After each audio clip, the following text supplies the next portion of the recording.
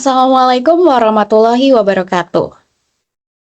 Perkenalkan, saya Nadira Fatena dengan NIM 1031124300075 dan rekan Saya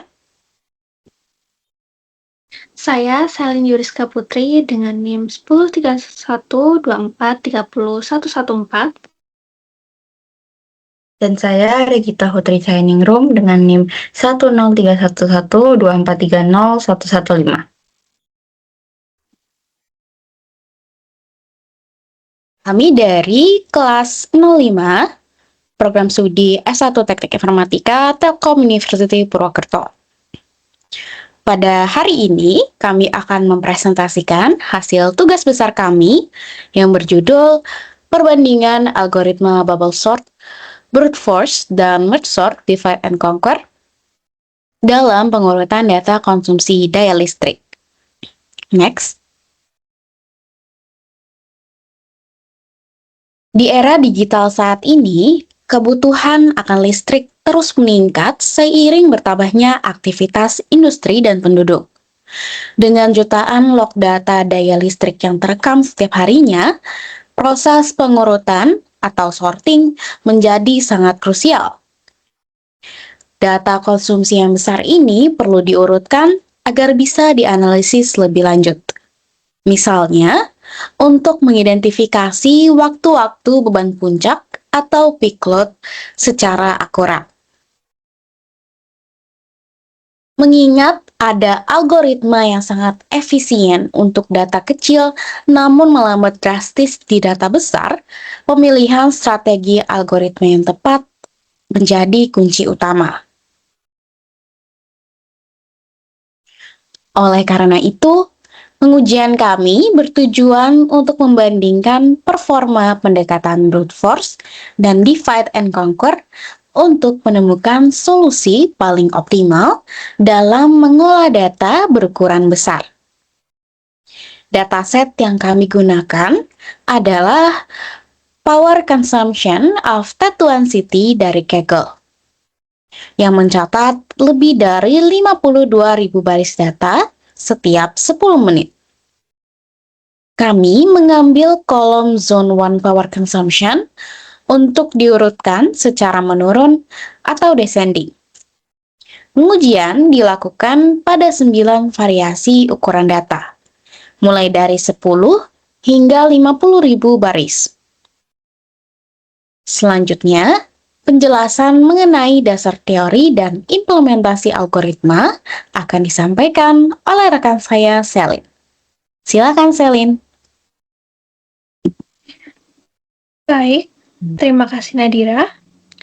Strategi pertama yang kami analisis adalah brute force, yang di sini direpresentasikan oleh algoritma bubble sort. Algoritma ini bekerja dengan cara membandingkan pasangan elemen yang bersebelahan, lalu menukar posisinya secara terus-menerus jika urutannya salah. Proses ini membuat nilai ekstrim perlahan mengapung ke posisi akhir. Meskipun sangat mudah diimplementasikan, algoritma ini melakukan evaluasi semua kemungkinan tanpa henti melalui perulangan bersarang. Akibatnya, bubble sort memiliki kompleksitas waktu yang tinggi, yaitu kuadratik atau big O n kuadrat. Selanjutnya, strategi kedua adalah divide and conquer, yang menggunakan algoritma merge sort. Algoritma ini secara cerdik memecah masalah besar menjadi submasalah kecil yang jauh lebih mudah diselesaikan.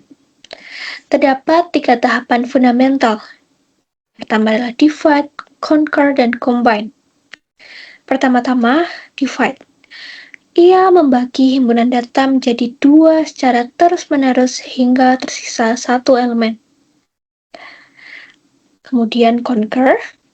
Conquer menganggap setiap elemen tunggal otomatis sudah terurut secara logis. Yang terakhir adalah combine. menggabungkan atau memerge kembali data tersebut secara cerdas menjadi satu himpunan besar yang utuh dan terurut. Karena algoritma ini secara konsisten membagi array menjadi dua bagian, kompleksitas waktunya sangat efisien, yakni big O and log n. Sebagai tambahan informasi implementasi, program ini kami bangun di Google Colab menggunakan bahasa Python.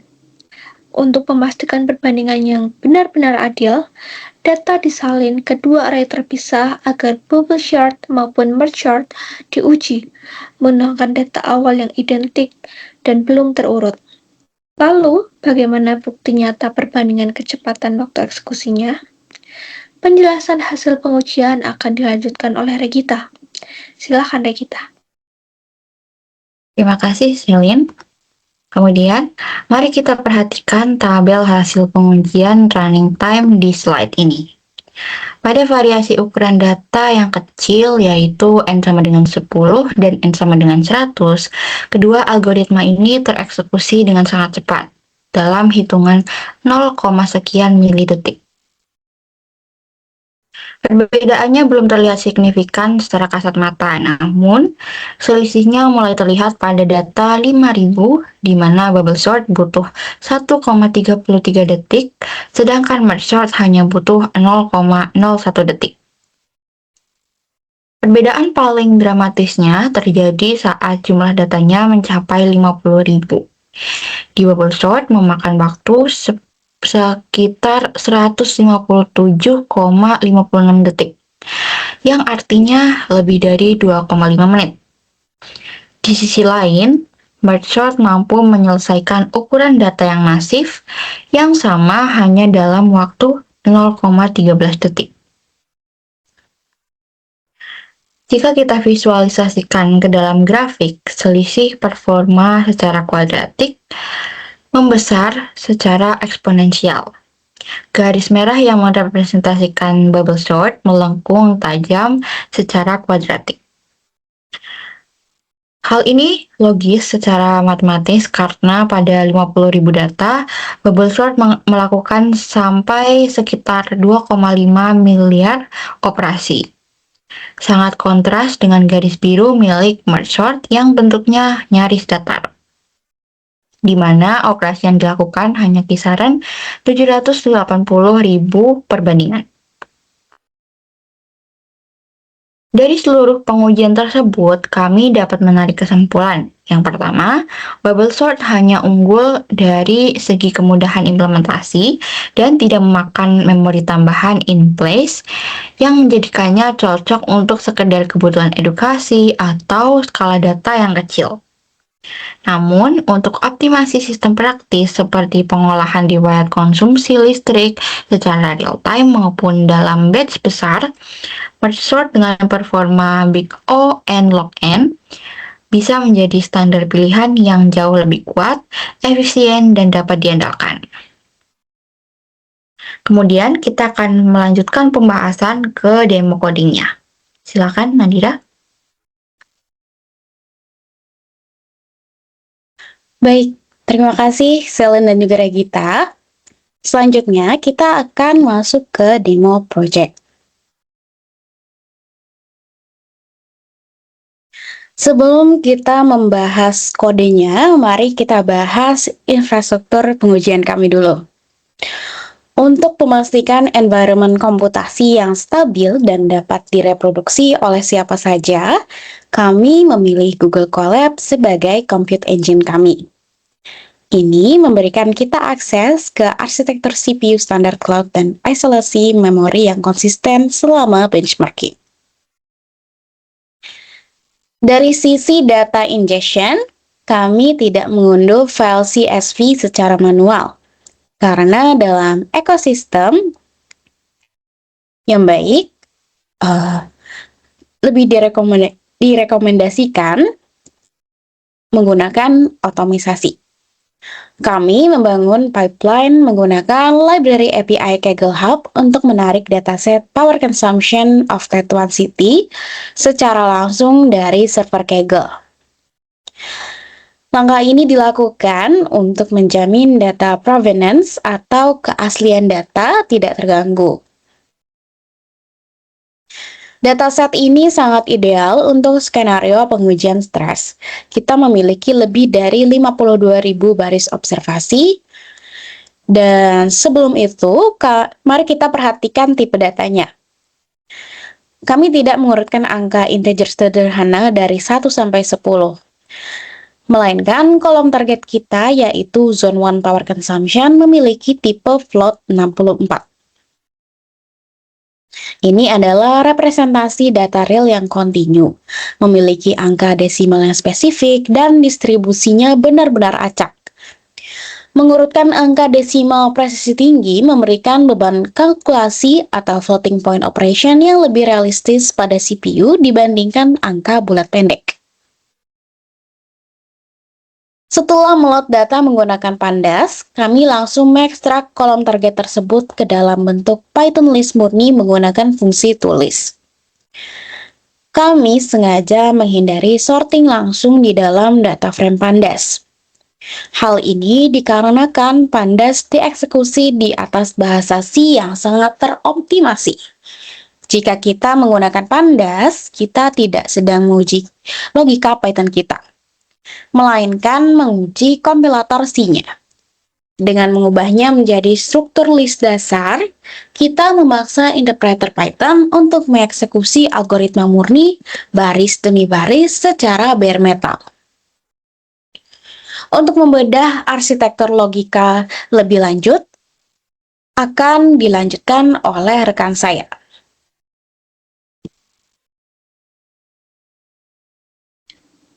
Baik, terima kasih kepada Nadira. Sekarang mari kita masuk ke engine room dari proyek ini. Algoritma pertama yang kami susun adalah bubble sort. Secara konseptual, bubble sort adalah algoritma in-place sorting. Artinya, algoritma ini sangat ramah memori, karena ia mengurutkan data langsung ke dalam wadah yang sama tanpa perlu membuat array tiruan. Kompleksitas ruangnya murni di Big O1. Namun, efisiensi memori ini harus dibayar dengan sangat mahal dengan efisiensi waktu. Perhatikan struktur nested loop atau perulangan besarang di dalam skrip kami. Kita memiliki for i in range n sebagai lapis pertama. Di dalamnya terdapat for j in range 0, n-1, n-i-1. Pada setiap iterasi di lapis dalam, mesin harus melakukan swapping atau pertukaran elemen array j dengan array j plus 1 jika nilainya lebih besar. Secara matematis, untuk mengurutkan n jumlah data pada worst case scenario, CPU harus melakukan evaluasi kondisi logika sebanyak n dikali n-1 per 2.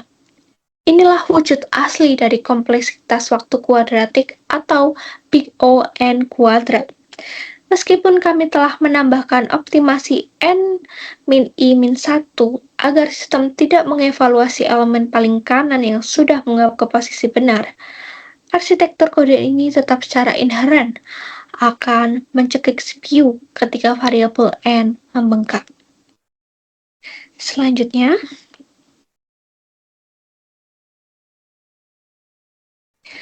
sebagai solusi dari hambatan kuadratik tadi, kami mengimplementasikan merge sort. Berbeda drastis dengan bubble sort, algoritma ini tidak in place. Ia menggunakan paradigma divide and conquer yang berbasis fungsi rekursif. Mari kita lihat logika di baris awal code. Terdapat if len r lebih dari 1. Ini adalah best case dari fungsi rekursif kami. Jika syarat ini terpenuhi, fungsi akan terus membelah array menjadi left half dan right half, atau fase divide. Pembelahan ini terus terjadi sampai tersisa elemen tunggal. Kedalaman pohon rekursi dan proses pembelahan ini selalu ekuivalen dengan logaritma berbasis 2 dari jumlah data atau log 2n. Bagian komputasi yang paling intensif justru ada pada blok while di baris bawahnya atau pada force merge. Disinilah subarray kiri dan kanan dievaluasi kembali dan digabungkan dalam urutan yang tepat. Fase penggabungan ini membutuhkan waktu linear big O(n) pada setiap level kedalaman rekursi. Jika digabungkan, kinerja totalnya menghasilkan kompleksitas waktu big O n log n. Namun, kita tidak bisa mengabaikan trade-off teknisnya. Merge sort membuat variabel array baru di memori, yaitu L dan R, pada setiap siklus pemanggilan. Ini membuat algoritma memakan alokasi RAM ekstra. Kompleksitas ruangnya meningkat menjadi big O(n). Dalam hal ini, kita dengan sadar mengorbankan kapasitas RAM demi mendongkrak akselerasi pemrosesan. Lalu, seberapa ekstrem perbedaan teori ini jika kita jalankan di environment-nya? Rekan saya, Rekita, akan menjabarkan metriknya. Silakan, Rekita. Terima kasih, Selin. Kemudian di bagian selanjutnya adalah validasi empiris. Bagaimana cara kami memastikan bahwa eksperimen ini adil, objektif, dan tidak bias? Kami merancang sebuah loop benchmarking otomatis yang menguji algoritma secara bertahap pada variabel n mulai dari 10.000, 20.000, dan 50.000 baris data. Jika Anda melihat skrip ini, maka ada satu fungsi yang sangat vital, yaitu modul bawaan copy.copy data sample. Ini sering dilupakan dalam pengujian. Kalau kita tidak mengcloning datanya di awal, maka algoritma pertama atau bubble sort akan mengurutkan array tersebut. Lalu, ketika array yang sama masuk dan ke algoritma kedua atau merge sort, maka dia akan mendapatkan array yang sudah terurut. Itu akan menghasilkan bias benchmark. Dan dengan melakukan deep copy tadi di level memori ini, kami bisa menjamin bahwa kedua algoritma ini bisa melawan himpunan data yang identik dan acak. Kemudian, kami menggunakan modul time.time dengan posisi mikrodetik untuk merekam kinerja CPU, dan hasilnya bisa menunjukkan kesenjangan struktural yang masif. Pada ukuran sampel data 10.000, bubble sort memakan waktu sekitar 6,02 detik, sedangkan merge sort menyelesaikannya hanya dalam 0,04 detik. Namun, bisa diperhatikan bahwa apa yang terjadi saat kita meningkatkan stress testnya ke angka 50.000. Merge sort ini akan tetap beroperasi secara optimal dan stabil dalam angka 0,13 detik saja. Tapi di sisi lain, bubble sort mengalami pembengkakan waktu secara kuadratik dan mencapai titik jenuh eksekusi di angka 157 detik atau setara dengan 2,5 menit. Kemudian grafik pada matplotlib kami ini merepresentasikan fenomena tersebut secara visual. Pada sumbu X adalah jumlah datanya dan sumbu Y adalah durasi waktunya.